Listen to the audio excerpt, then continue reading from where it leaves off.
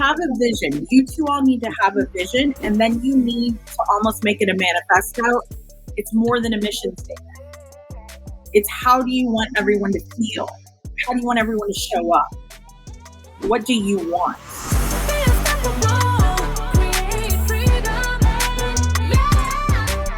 Hello, and welcome to another episode of the Unstoppable Woman podcast. I'm Amira Alvarez. I'm the founder and CEO of the Unstoppable Woman, and I am super excited to have on to the podcast today as my guest, an amazing woman, an amazing lawyer, and an amazing client, Laura Duran. Welcome to the podcast, Laura.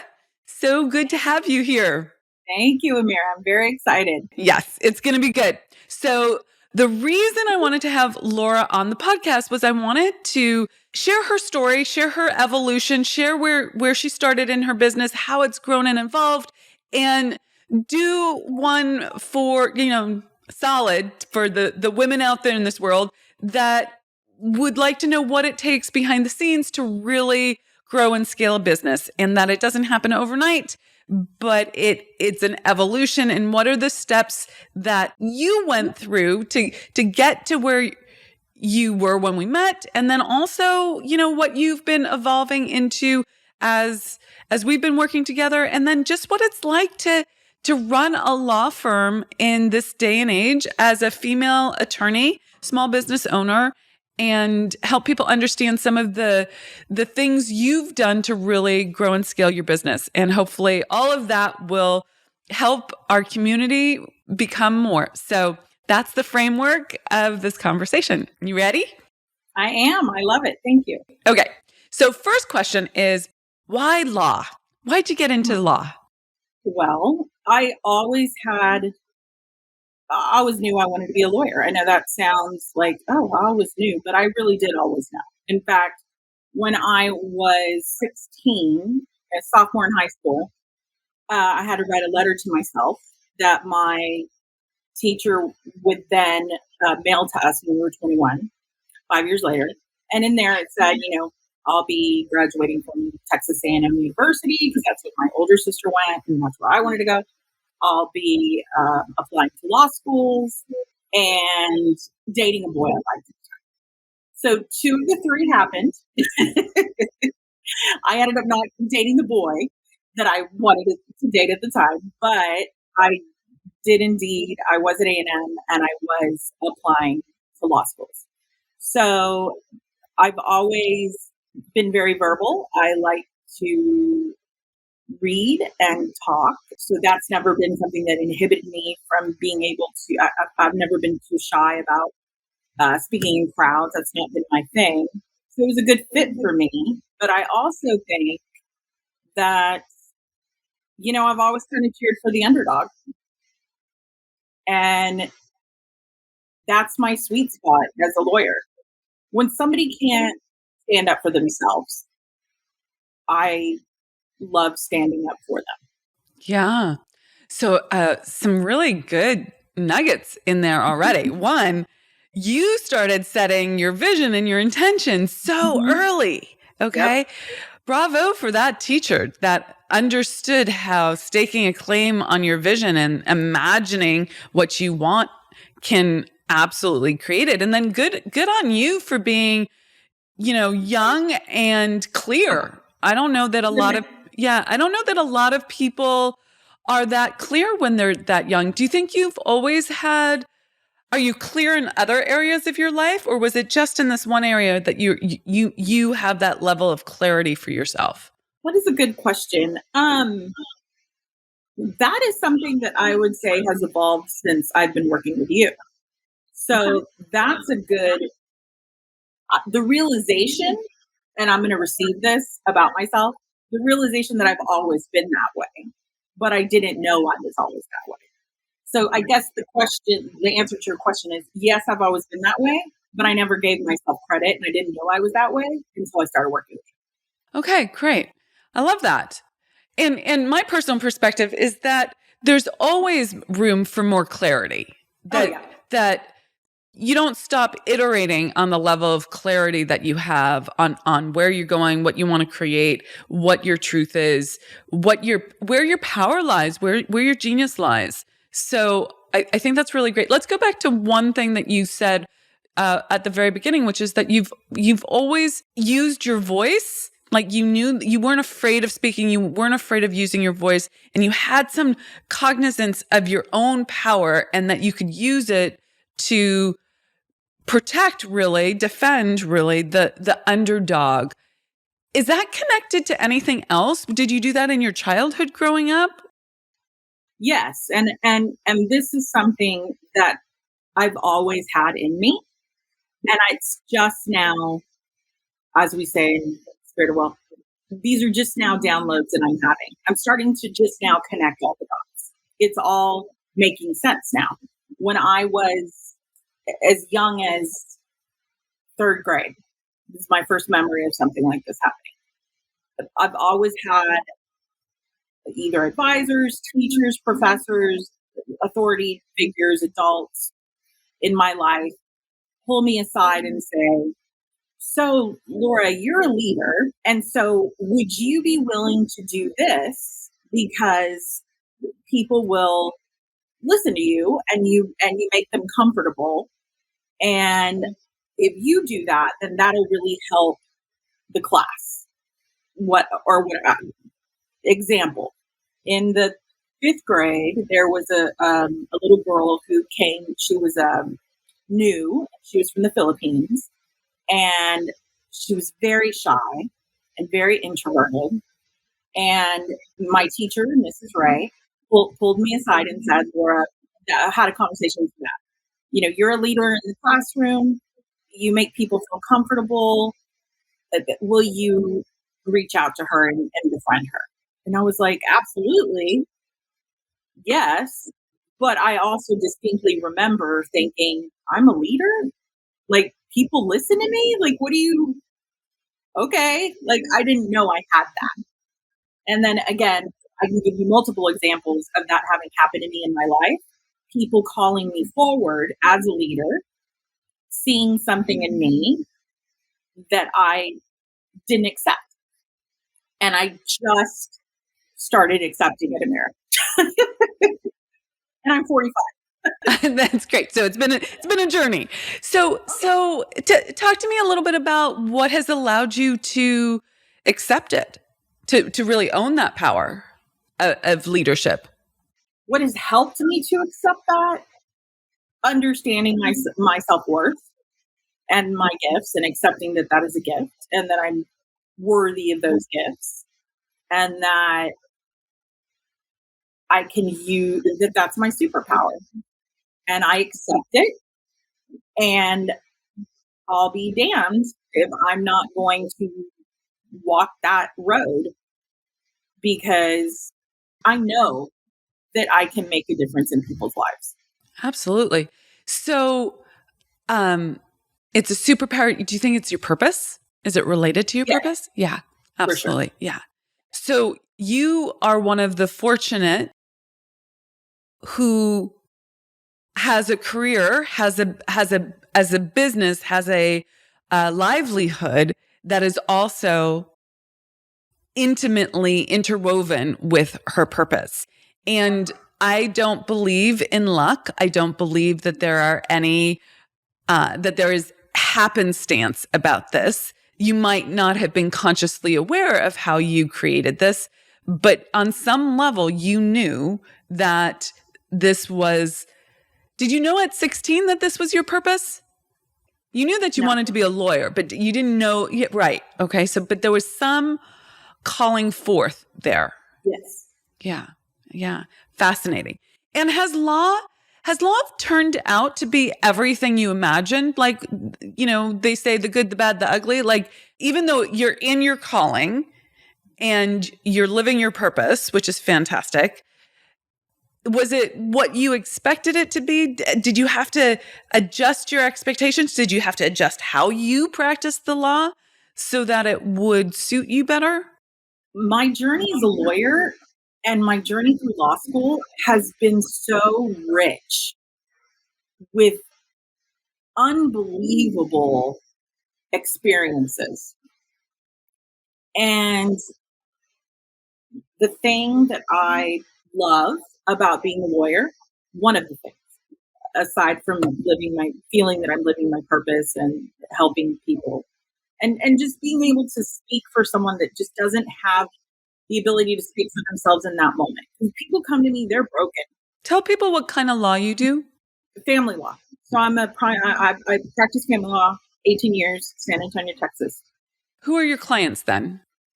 My clients are people that are going through divorces, going through custody evaluations, custody modifications, child support issues, visitation issues with their children. So when people come to us, they're in a crossroads. They're approaching a milestone, and they're under an immense amount of stress. They are typically not thinking rationally. They are not reasonable, typically. So what I have learned is that what they really want is to be validated and heard and feel safe. Like everyone, really, right? That's the core of everything, right? And when it comes down to it, like if we pull back all of the onion stuff, that's really what everybody wants. But it's so palpable in family law. It's so obvious, if you will. And so I say it's so obvious, but if you don't do the work and you don't connect the dots, you can easily fall in the, oh my God, my clients are so needy. They're so annoying. They're so crazy. They're so this. No, they're not crazy. They're stressed out. They need help. Yeah, it's a lot of emotional stress. We don't use my client is crazy in my office. We don't use, just throwing out names, Mr. Garcia on line 2, crazy, he's calling again. No, Mr. Garcia is not crazy. He is stressed out and irrational, and we're going to get him over the bridge. Yeah. And that is such a of service perspective, Yep. Right? And have your clients come back and thanked you for that? Oh, Amira, I always tell my clients, call me in a year. One particular client drops in for me. It was Christmas time. Okay. And she went through a devastating divorce that literally happened on Christmas morning. And I took her call and we talked on Christmas morning. My kids were in the other room. Okay. We were doing Christmas morning. And I told her, I said, I promise you that on Christmas morning next year, Christmas morning, we're going to talk again. And you're going to be a different human and in a different place. And so is your child. And you're going to have a different understanding of what's happening and what is happening right now. And yes, we followed up in a year's time. That's awesome. And she was like, thank you. She was a different human. Yeah. She looked different. She felt different. She sounded different. She had clarity. She was able to look back. Yeah. Resolution. 100%. What I see in that, Laura, is the level of belief, like the level of confidence that you're able to impart to your clients because you've gone through this so many times and the cycle, the journey that people go on, what the ups and the downs are, how the evolution happens, where they're starting, what they're going to go through, and you can see the other side so you can hold space for them. Yeah, no, I love that. And one of the things that I heard in the story of the upbringing where like you were tapped to be a leader was that you always had this sense of giving as part of your DNA. Like you just were like, oh yeah, I can do this. I can give. Right? Like you didn't hold back and say, what's in it for me? You went ahead and gave of yourself. And what I'm hearing in the Christmas morning story is, even though you're very present with your kids and you're doing your family stuff, there is an aspect of you who's like gonna show up and give. Like, you didn't have to take that call on Christmas morning, and you did. And that's a level, I teach you know this, but for those listening, I teach that giving is the first law of receiving. And it doesn't have to be quid pro quo, right? It doesn't have to be in kind necessarily.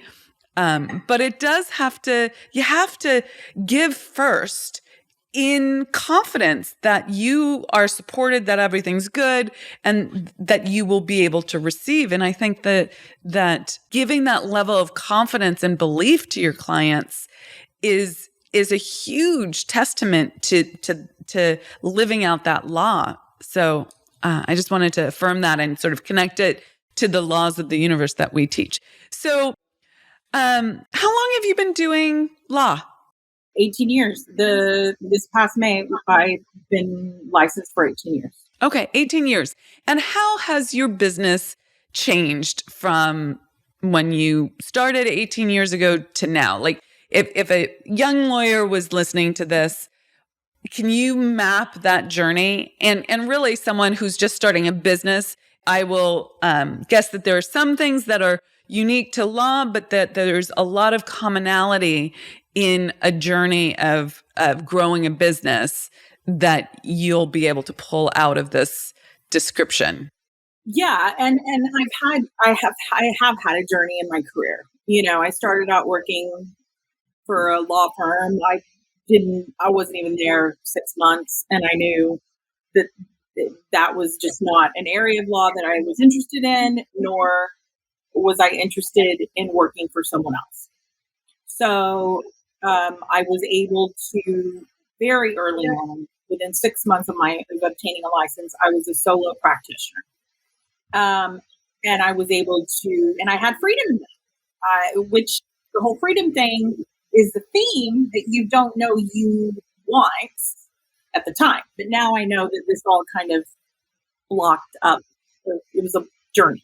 So you're saying that's 2020 hindsight. Like 6 months in, you had freedom, but you didn't realize that was what you were after? Exactly. So now my parents were small business owners. My father was. And so he always had this sense of entrepreneur. He had a great entrepreneur spirit. He always encouraged us because he would say things like, you can work 80 hours a week to make someone else rich, or you could work 80 hours a week to make yourself rich. What do you want to do? And so that was like, those conversations we're having when I was in middle school. So the seed was being planted. Okay. So I need a corporate job that equals security. That's not my hang up. That's some people's hang ups, but it just never was mine. So my older sister has her own business. She's a dentist. And then I have my own business. So my father did definitely plant that seed, but I didn't know that it was a freedom thing that I was really seeking. And so what I did, being a solo practitioner allowed me to have freedom, to have my babies, be home at certain, I don't have to call somebody and ask for, I want to take this afternoon off and take my child to the zoo. I don't have to ask anybody that. I ask myself. So let's pause there for a moment, because I think there are a lot of moms who run their own businesses who have mom conflict, mom guilt. And I think in part, that's how I know. right. Okay. So in part it's comes with the territory. And in part, I think it has to do with the shadow side to freedom, which is there is nobody watching over you. There is no structure.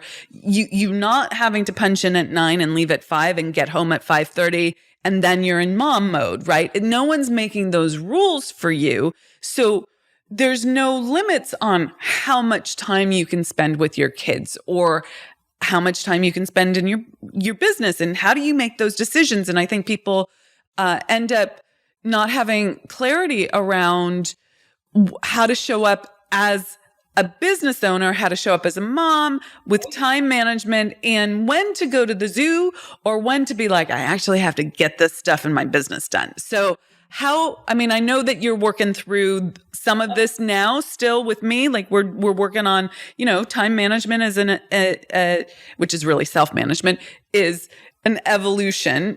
However, you wouldn't have been able to stay in business for 18 years, thrive, serve your clients if you hadn't worked it out in some ways early on. So how did you navigate the go to the zoo versus get the client work done or the business development done?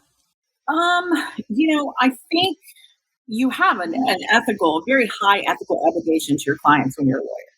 So there's very specific things that if you don't do, you can lose your license. So, those things, my oath, my the ethics to my profession, that was a good compass. You can't just not show up for a trial because you want to go to the zoo. And so some of them are very in your face obvious, but the nuanced stuff of it is something honestly, Amira, that I still struggle with to this day. And I think I don't think I'll ever figure that out. Maybe I will. I know that I will evolve. That's a for sure. But will I 100% be able to eradicate these feelings? Maybe if we do enough belief work, I think I could. Yeah, and I would just like to reflect back to you, and maybe I have this off, so correct me if I'm wrong. But we just spent some time together at a 3-day retreat for the program that Laura's in, and she mentioned that her husband was like, "Oh yeah, your daughter needed you." To leave, right? Like that she was thriving. So can you speak to that a little bit? Because I think that would be such an interesting story for the mothers out there to hear. Amira, and I know, and this has happened before. Mihita, my daughter, is 12 years old. Okay. And God is my witness. She will repeat word for word something that you teach me, word for word. And this is now the third time. It just happened about 20 minutes ago. Is she listening to my teachings or no? Oh, that's fascinating. I just talk to her about what I learned age appropriately, and then she can go from A to Z without me having to connect. Maybe she's at like C and then she gets to Z, but she doesn't need all the connectors. She then says the nugget like that.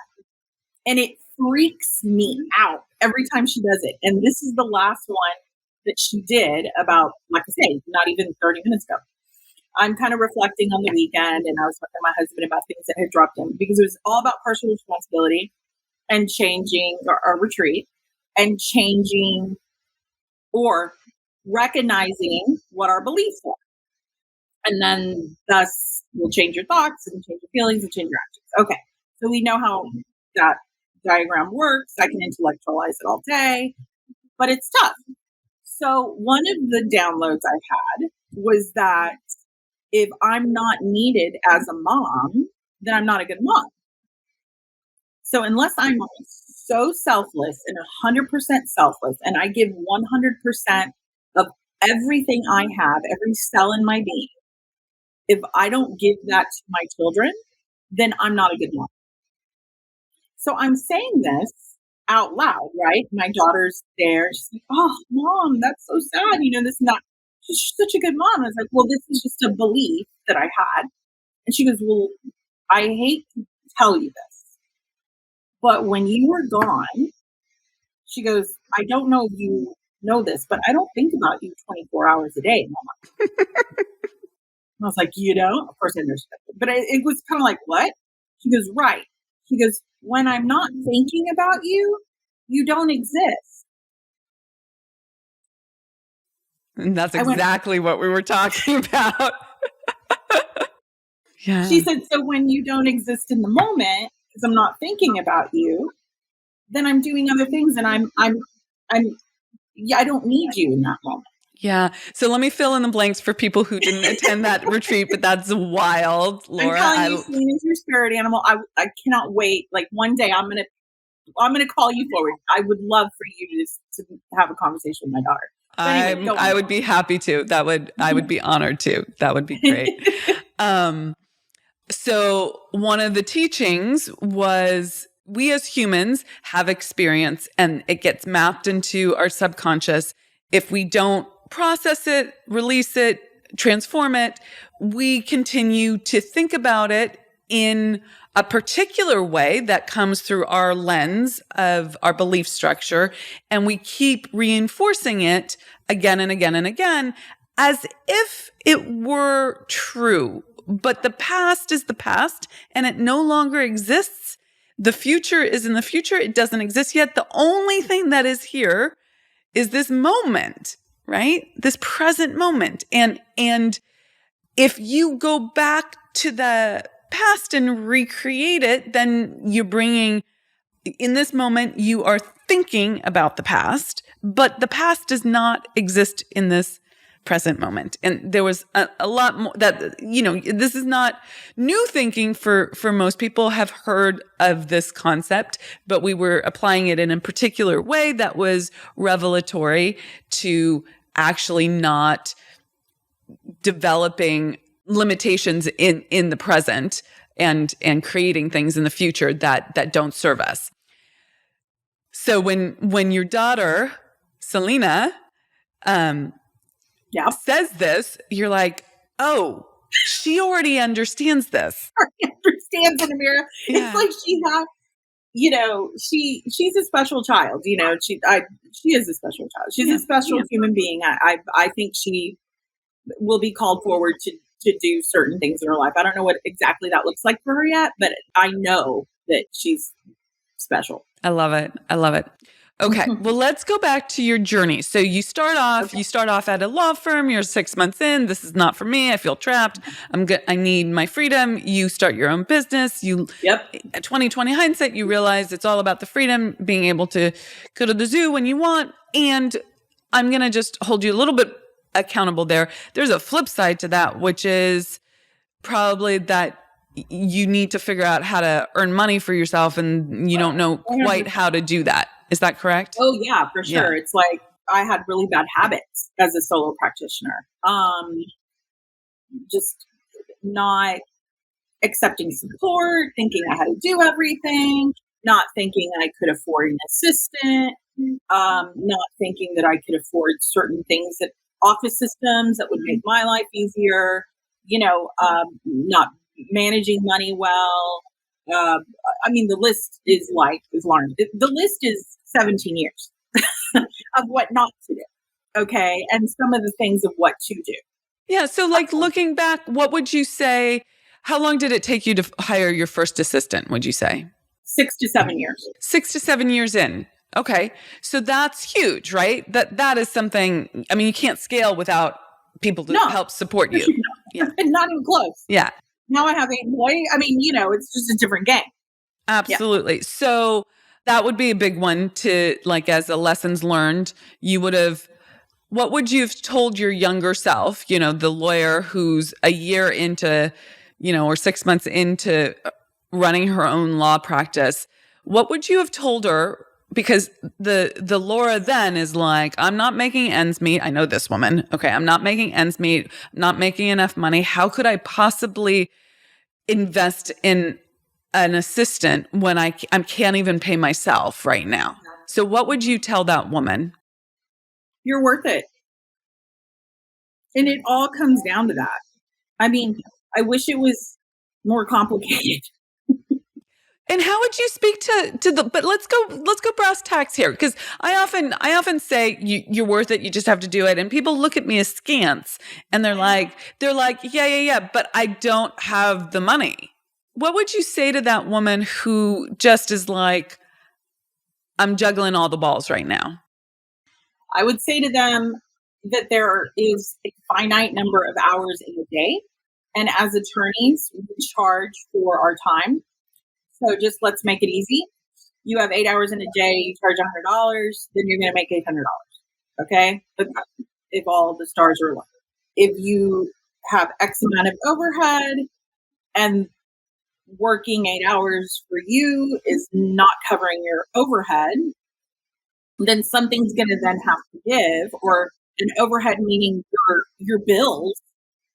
So what if you upped your $100 an hour charge to $200, and now that leaves you're only working for 4 hours, and there's 4 hours over here.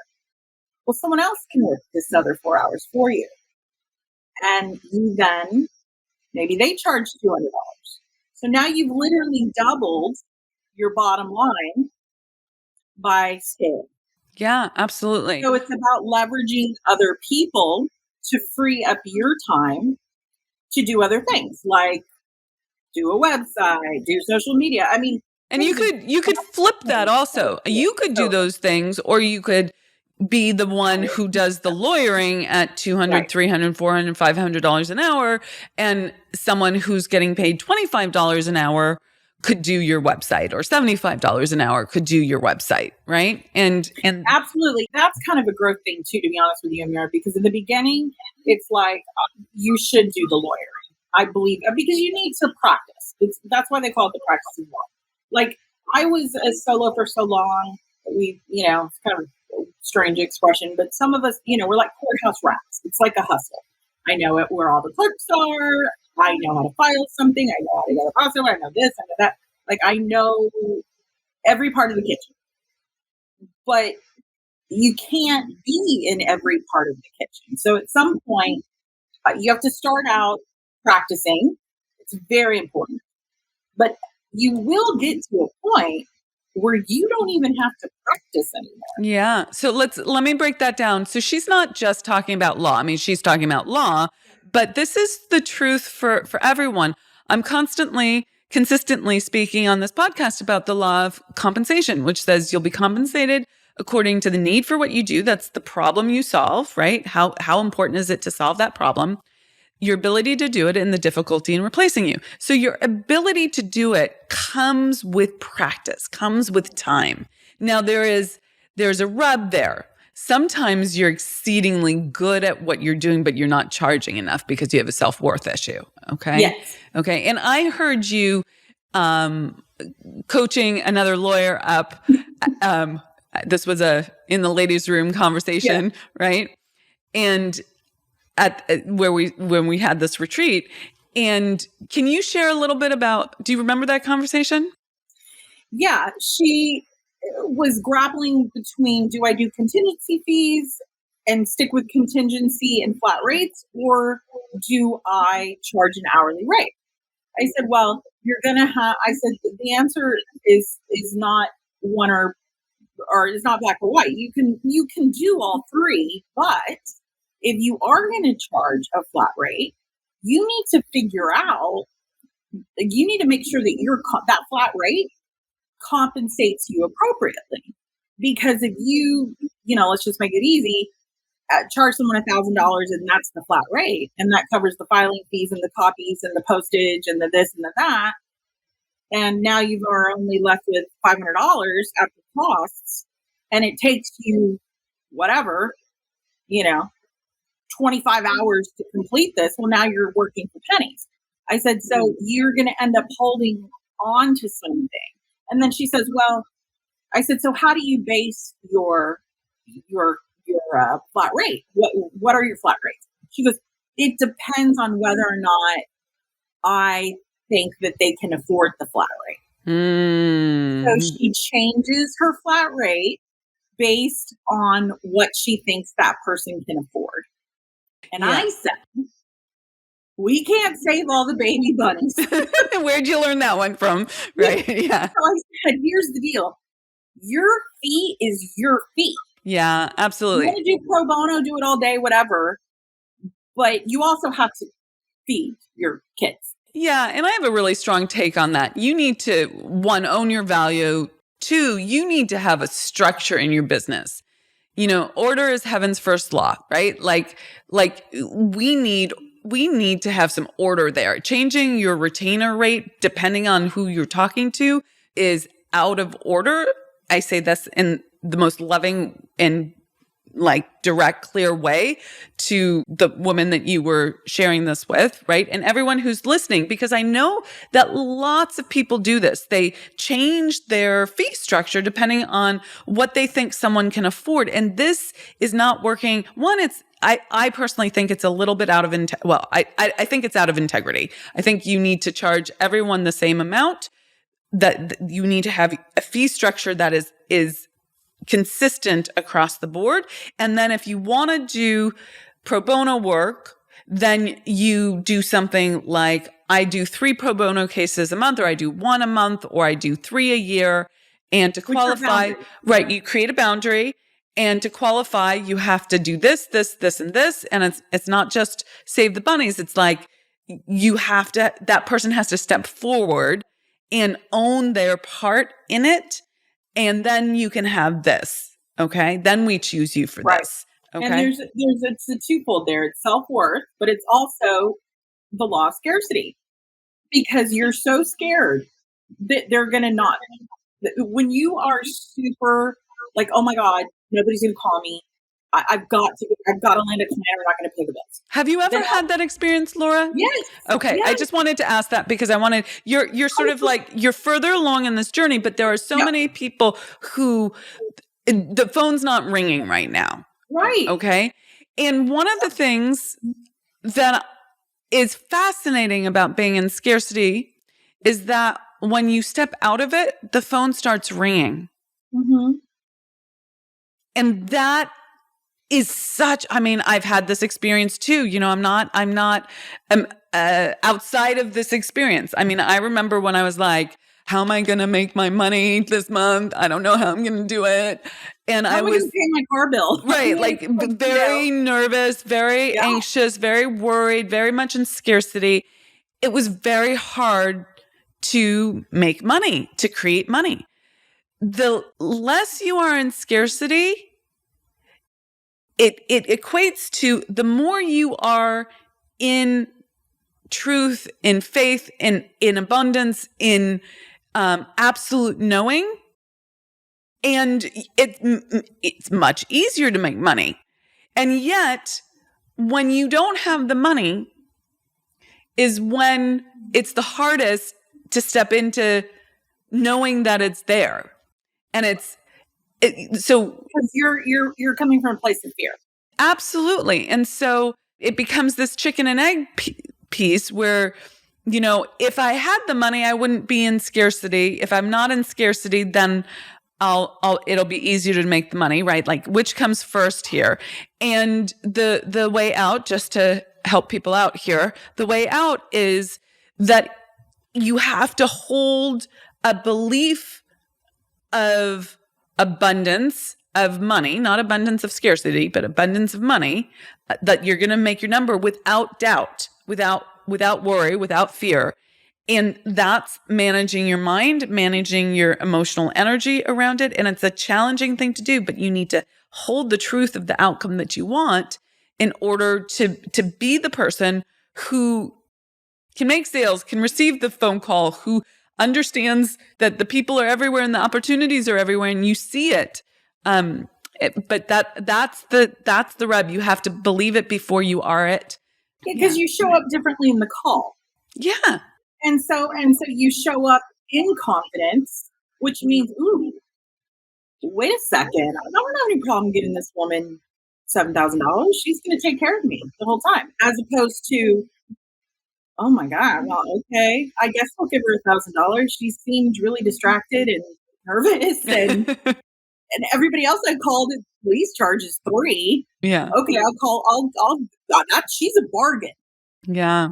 I just did a podcast recording. I don't know if it's going to come out before or after this one, on why you don't have to lower your prices to make more money. Like, cause that's where people go. They go to, I'm in fear. No one's buying. I need to lower my prices in order to have people say yes. And it's the exact opposite, because if you do good work, own it, right? And be confident in that call. I love it. Okay. So how has your business evolved client-wise for you? So, you have grown your team, you've grown, you're in partnership now. There's lots of different evolution in your business. How has it grown for your client experience? Like, what was the client experience like 10 years ago, 5 years ago versus what it is now? How have you continued I'm going to to reach for something. Hold on, because it's pertinent to this conversation.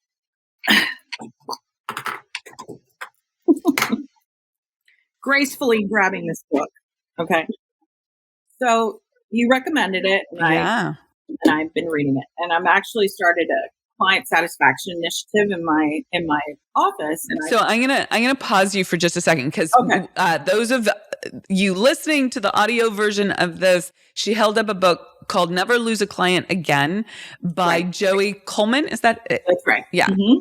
Turn any sale into lifelong loyalty in 100 days. So the bottom line is that we spend a lot of energy in our culture, in capitalism, if you will, making the sale. Okay.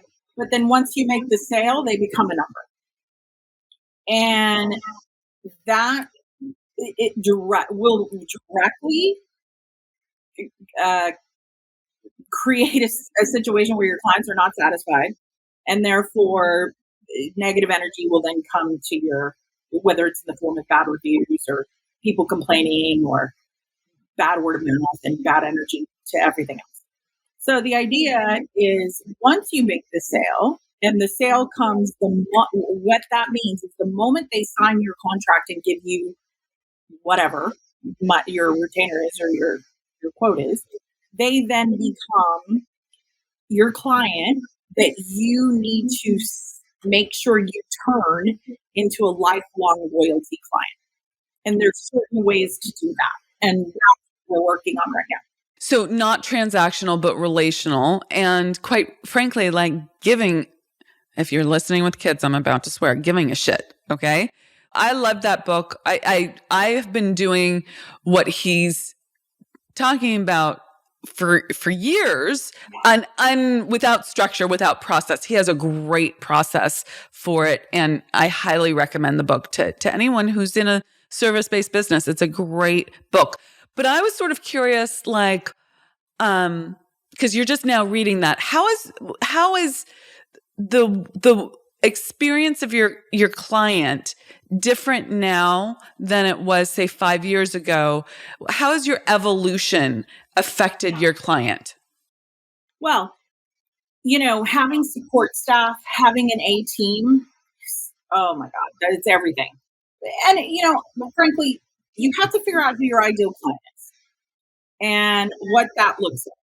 And then when you start focusing on that, then your clients are going to look a little different in terms of what they look like. So let's pause there, Laura. Who's your ideal client? Who do you love to work with? Like, just riff for a little bit so that people get a sense of how you think about ideal client.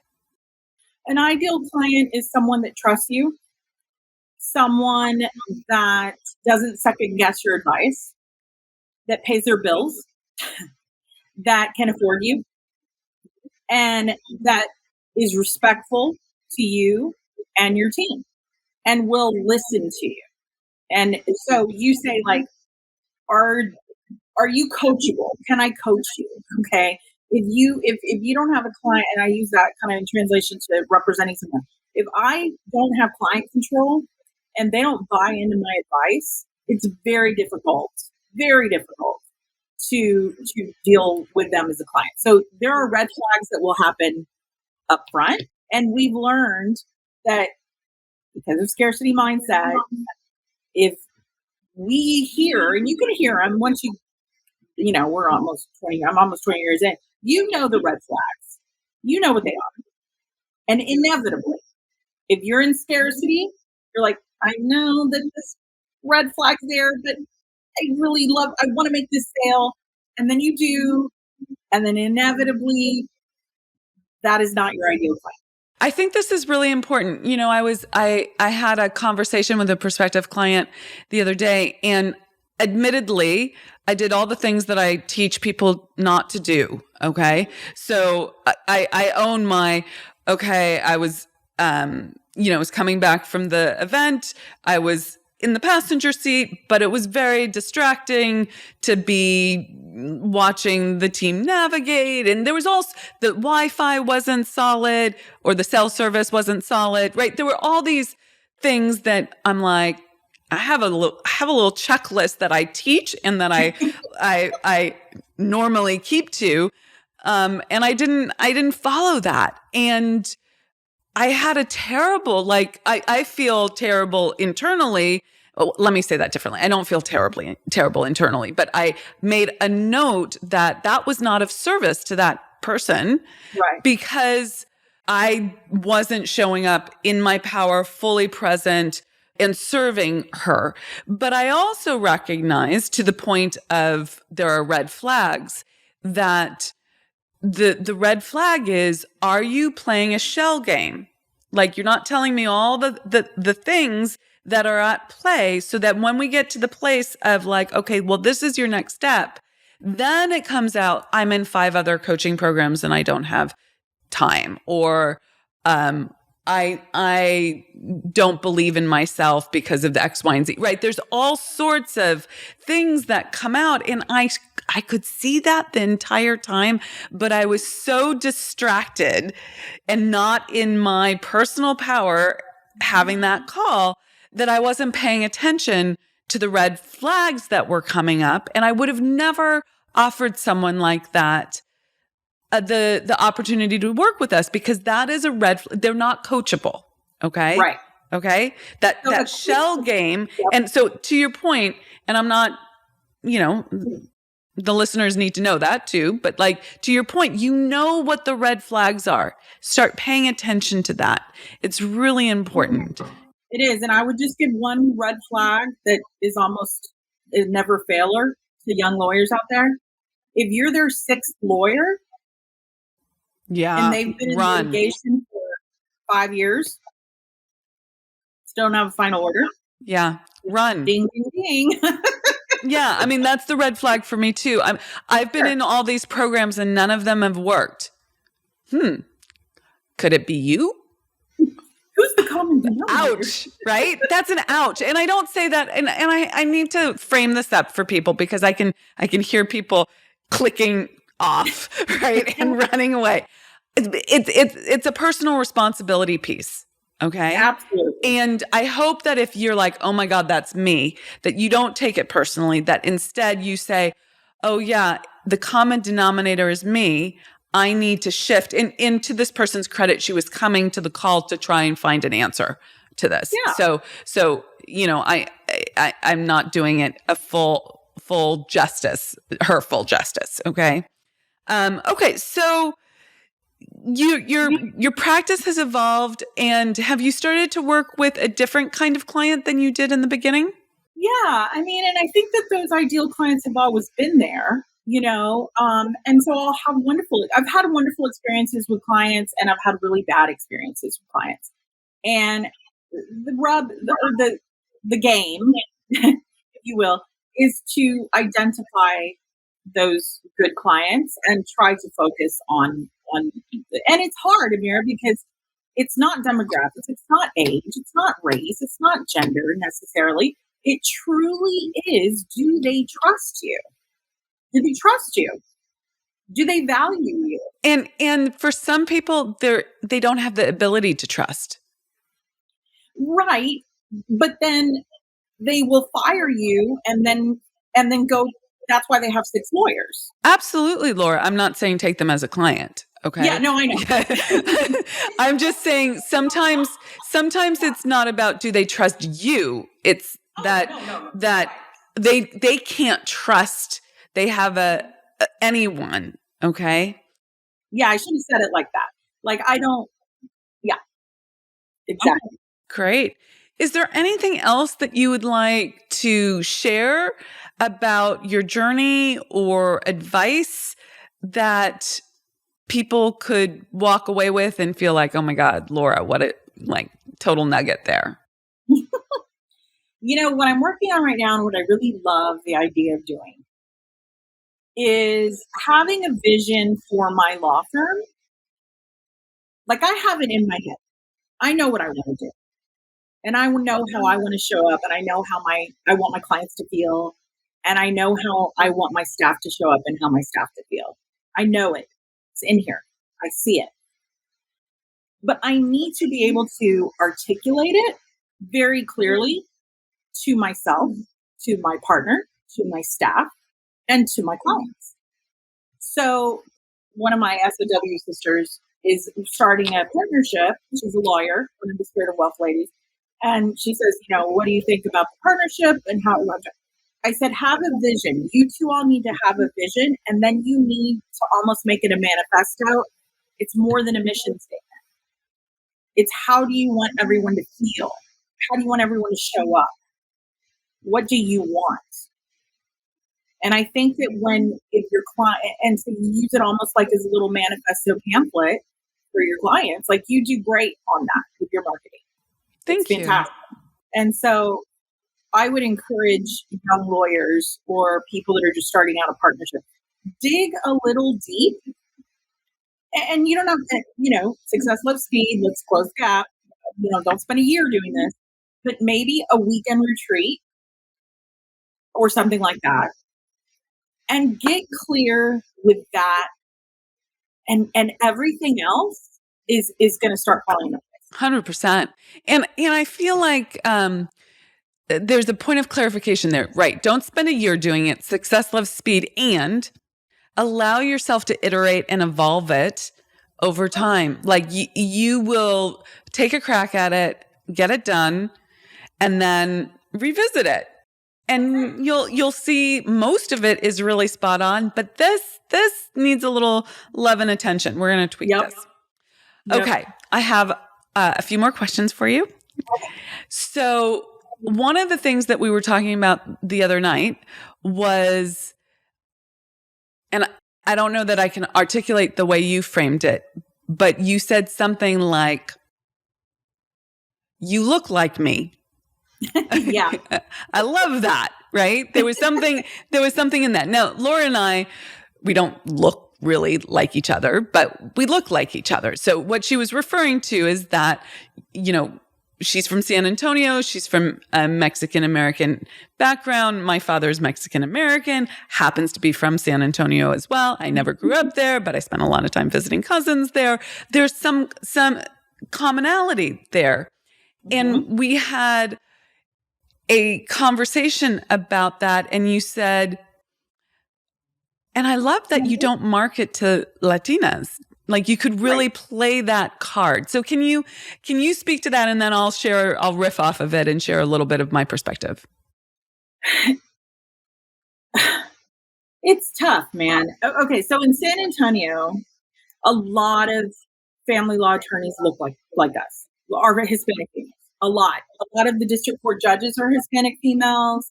Like Hispanic females have really come into their own in South Texas in the law. Okay. And there's an energy there right now that I love. Because when I started out, they didn't look like me. But here's the thing that I guess we were talking about is that when you dig deep enough, we're all the same. And so that's why I was saying earlier, like your ideal client is not necessarily a demographic thing. And so like for Amira, like I know that you've kind of narrowed it to women, but that's your sweet spot. But your connection is on the human level. Correct. 100%. And so that's what, I'm not saying don't go out and leverage what it is you have, because frankly, some of my best clients, a lot of my really ideal clients are Hispanic females that live around where I grew up. And it goes back to the whole trust thing. Maybe they trust me because of that. I don't know. But I've also had old white men who think I'm, The bee's knees. Yeah. Freaking Ruth Bader Ginsburg. I mean, so it's like, Yeah. you're not, it's a tricky thing that I think is an interesting conversation to continue to have. Yeah.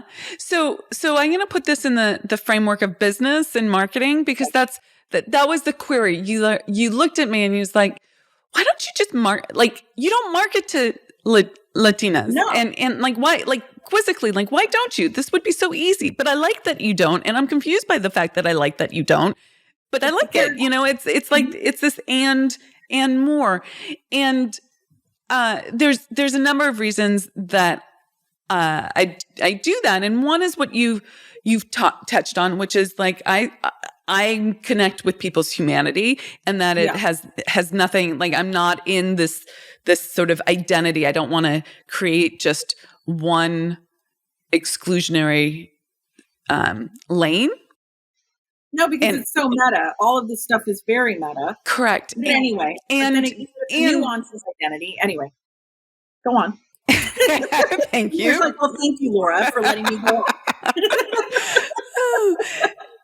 The other thing is that, you know, don't tell. You know, I have male clients behind the scenes. They aren't, you know, obviously in the Spirit of Wealth or the group programs, because that's for women, and 95% of my clients are women. Okay. And I have an affinity for that. And for the right man, I'm a great coach. Okay. That said, so that's the meta, that's the human, right? And then the other thing is that, like, I just never grew up. Like, I didn't grow up, don't tell, never grew up speaking Spanish. Like, it seems like that would be a little disingenuous if I took that on in a stronger fashion. It's not that I reject it. I am who I am. And that's what we were really talking about. It's like, I am my unique expression of myself, and I don't want to try and fit into someone else's version and fail at that, right? Because I will. Regardless of what version that is, I will never be able to meet that expectation. I can only meet the expectation of who I am. And if I'm trying to live my life and do my marketing to please others, right? For some, whether it's a political agenda or political correctness, or to market specifically to a group of people for leverage in your business, whatever it is, you will be criticized for not doing it right, because who's defining the right? Okay. The correct. So I opt instead to do me.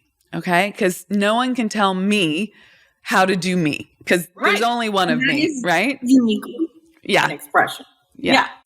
And, no, I love it. Yeah. And this is the truth. This is like what I teach my clients, is that when you're a full expression of yourself, you're in your power, and then you can confidently do your work in this world. Okay. So awesome. Okay. So I love all of that. Okay. I love it too. Okay, good. So to wrap up today's podcast, okay. 2 questions. Okay. What do you love most about yourself? I mean, I'm so hilarious. I love laughing, belly laughing. I love having fun. I love being silly. I love not taking things too seriously.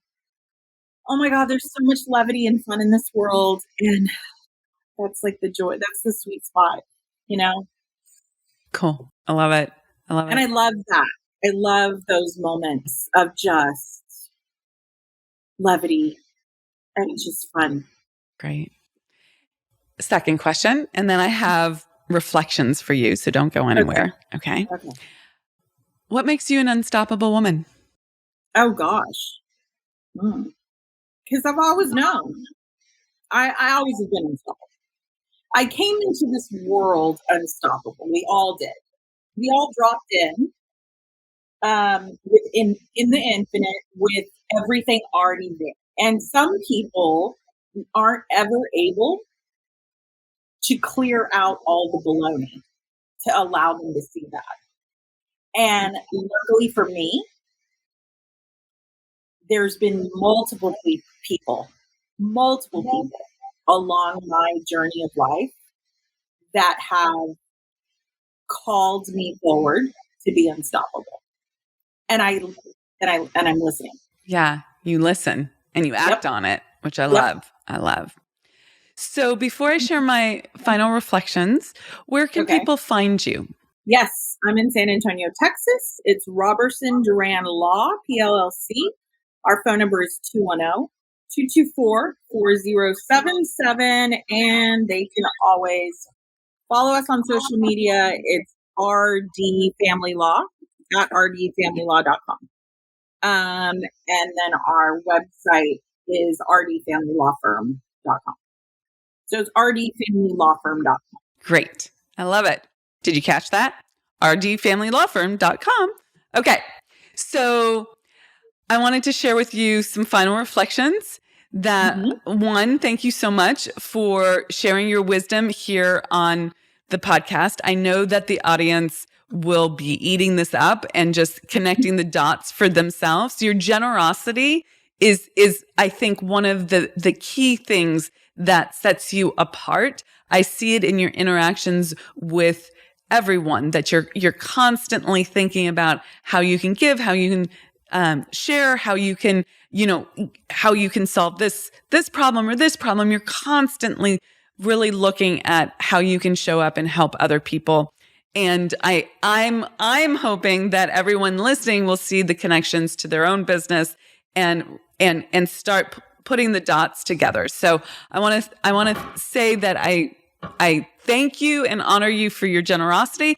And I think one of the things that makes you a truly unstoppable woman is that you have such an incredibly open heart and that you use it for good in this world. You're just of such service. So thank you so much for being here. Thank you, Amira. You're welcome. Aww. Heart with love. Yeah. Okay. Awesome. Thank you again, Laura. I appreciate you being here. And for those of you listening, thank you so much for listening. And I cannot wait to see you and connect with you in our next episode. So check that out soon. Take care.